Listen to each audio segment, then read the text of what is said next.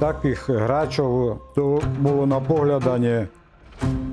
Ja ho nespoznávala. Shame. To, že za 15 minút je človek vybavený. No a nakoniec na to aj doplatil.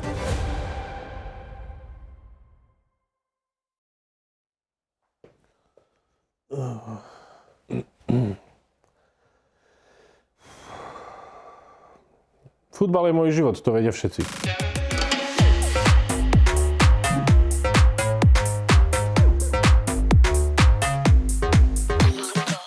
Futbal som miloval od malička, to vám povie môj dedo. Dominik miloval futbal od malička. Keď mal 4 roky, kúpil som mu loptu, aj dres a odtedy hral. Rád hral futbal. Od maľučka. Ale ešte radšej bol, keď bolo navarené. A to reznie, halušky z kapustu, z brinzu, s tvarohom, buchty na pare a pyrohy. Takých hráčov, čo sa týka ľavačkár, to bolo na pohľadanie. Mne sa nechcelo veriť, že sa mi podarilo takú kariéru spraviť, že chlapcovi z Košic, že ma kúpi Barcelona.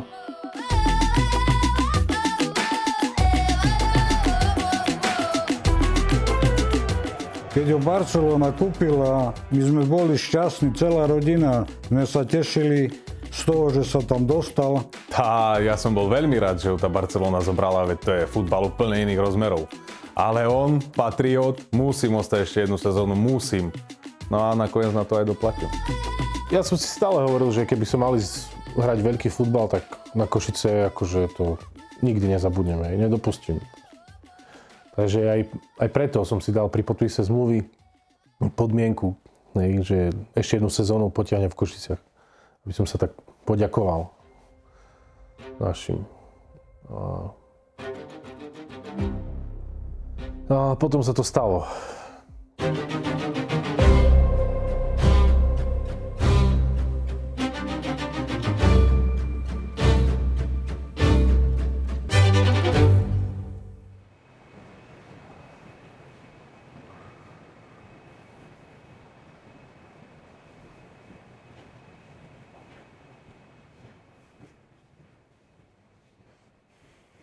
A tak, tu sa to celé začalo. Tu skončila moja futbalová kariéra.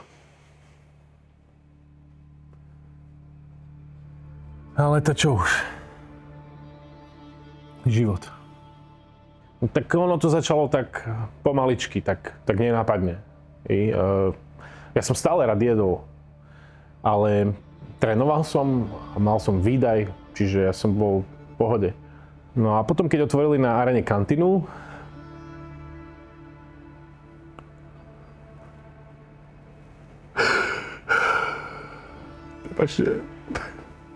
Prepačte, pán.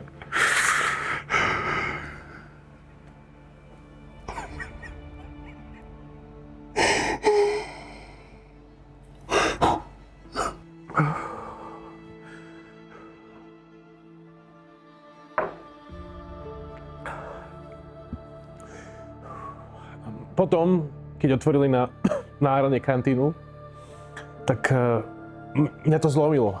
Mňa to normálne zlomilo. Takže tá chuť, hej, ja som v živote takú chuť necítil v žiadnej kantíne. Hej, a reálne plus ešte to, že za 15 minút je človek vybavený, ja som bol nadšený z toho. Hej.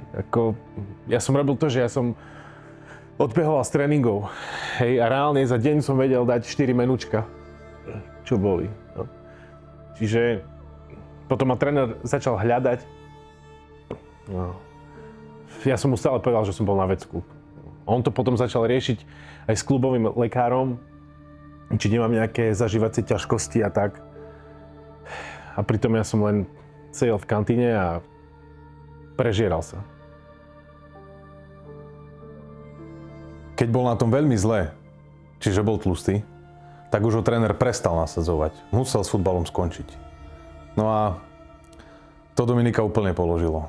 Nebol to Dominik, akého som poznal. Ja ho nespoznávala. Keď prišiel domov, Tak druhý raz som bol lačný. Teraz povie, ja už najedzený. Tak jak? Hovorím, da ja navarela a ty povieš, že si už jedol. Dominic, a very good friend. We met 4 years ago. Very good football. We training left leg, best leg.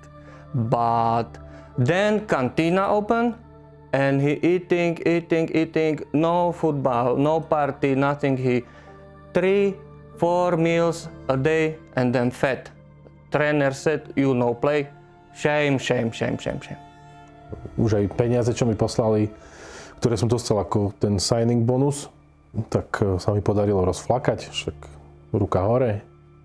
Takže som musel zobrať úver, aby som to splatil. Ale to čo už? Život.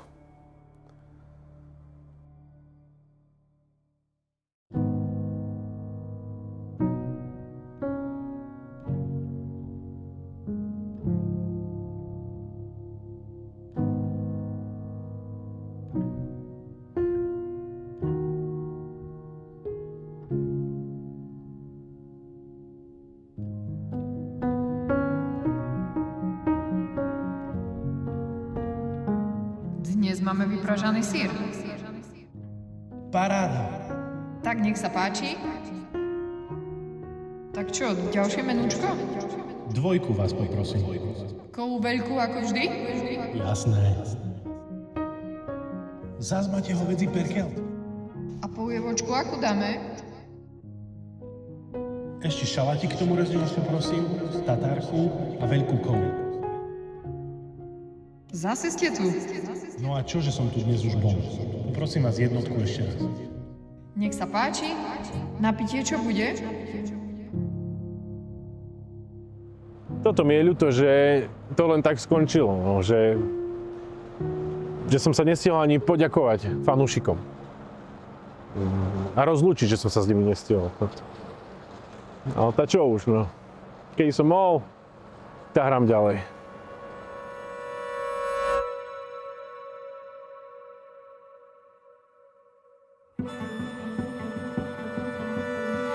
Ja keď som pozrel na telefón a videl som tam tú pozvánku, si hovorím, čo ti Veľmi ma to potešilo, tak strašne.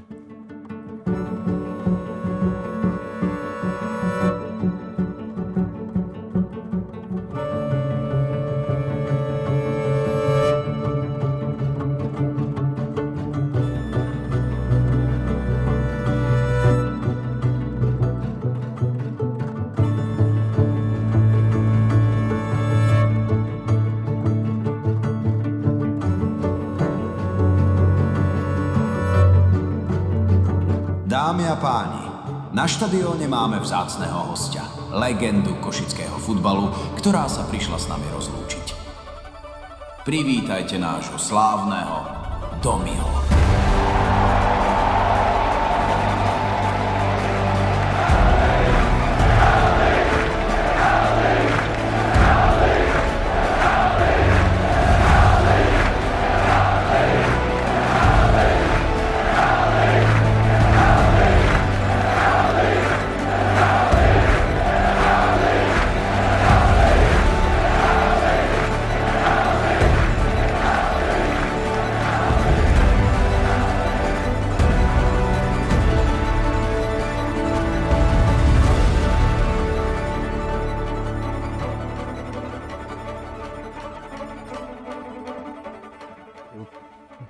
Čo bude ďalej, neviem.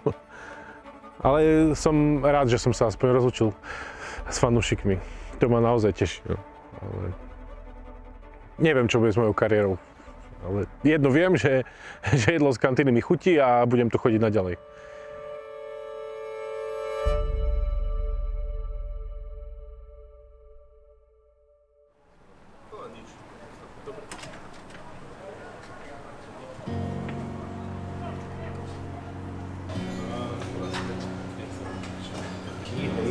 Dobre, tak to ne.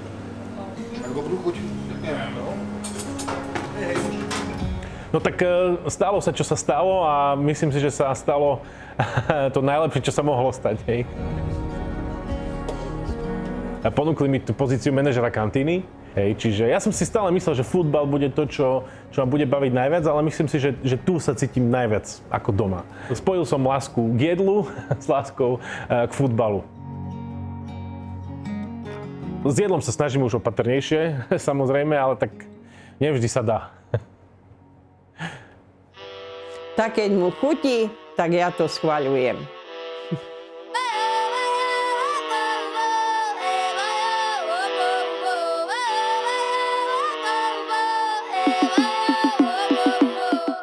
Ukážem vám čo so signing bonusom.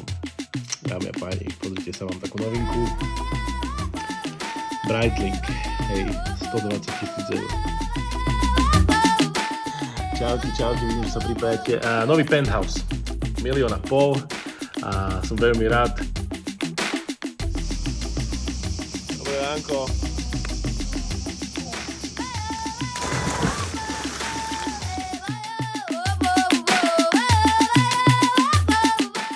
Gečko, 4x4 na druhu.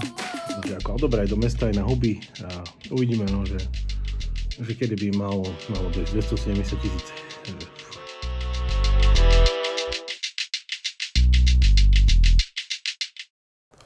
To prečo taká rúžová farba? Tu každý mal takú?